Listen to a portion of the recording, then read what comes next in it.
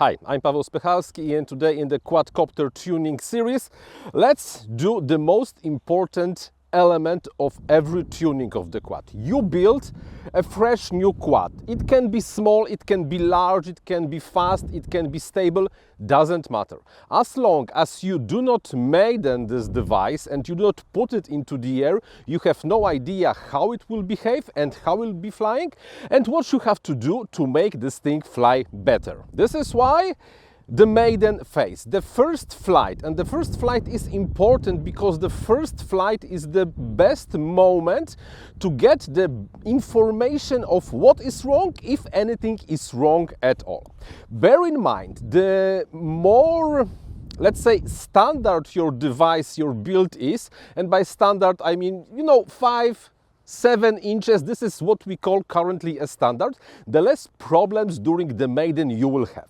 But if you want to build anything bigger, like this 10-inch wooden beast, the maiden can be quite scary. And now, before somebody will ask a question, which magical PID values should I use for the maiden? I will answer this: defaults. You don't know how it flies. You don't know what is the moment of inertia to thrust ratio. You don't know about anything about the vibration characteristic, anything about this thing.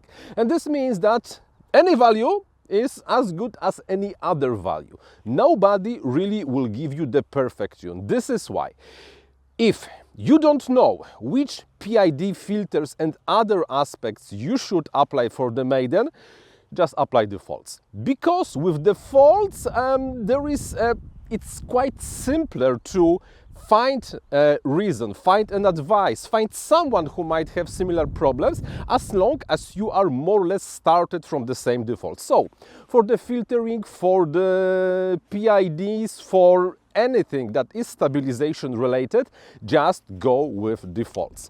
Go to your favorite flight controller, apply the defaults that the flight controller software offers to you.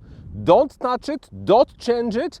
All you have to do is calibrate whatever has to be calibrated, set up the black box lock, set up the flight modes, because you have to be able to arm and you have to be able to record the black box lock.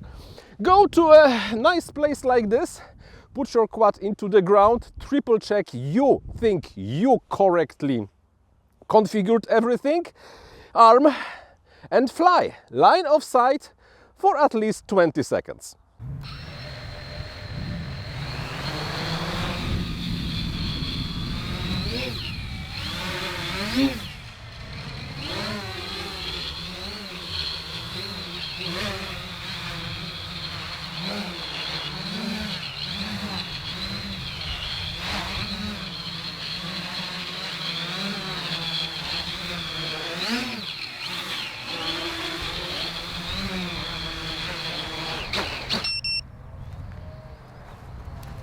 Those 20 seconds on the line of sight will allow you to get the basic information of the behavior.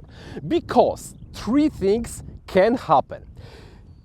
A, this is very often happening for the bigger quads, and that the quad is, well, it feels loose. It's not following where you want to go. It slightly behaves like a drunken sailor and it's not doing whatever it has to be doing. And what this means, we will go over this probably in the next video. The second situation you will face during the maiden is the oscillation. I will not unfortunately show this to you because none of my quads today is oscillating and I don't really want to push it. The oscillation means that it goes into this buzzing phase and most probably will start to gain altitude like a rocket. This is the moment when you have to immediately disarm, and this means that either your PID values are too high or there is something wrong mechanically or with the filters and too much of the vibrations is fed into the PID loop.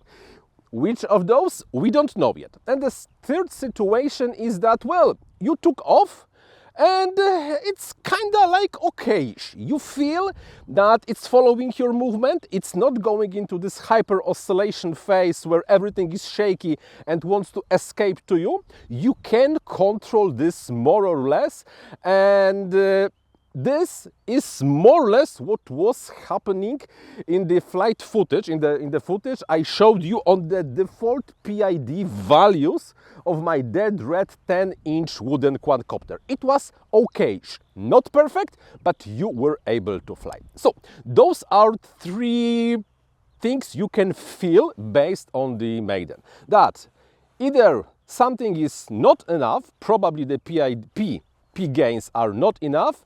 Second option, that something is too much, either the noise or the P or the D gains are just off the charts, or probably everything went quite well. Also, this is the moment when you absolutely should have the black box enabled logging with the way to record raw gyro traces. Because this Maiden moment will allow you to have the basic short log. You do not need to have a long log, a short log that will allow you to figure out what is the base frequency, base noise frequency that is recorded from the gyro. Because thanks to this information we will be able to initially tune the filters on your build. Either it will be Betaflight or the iNav or the EmuFlight, it does not really matter.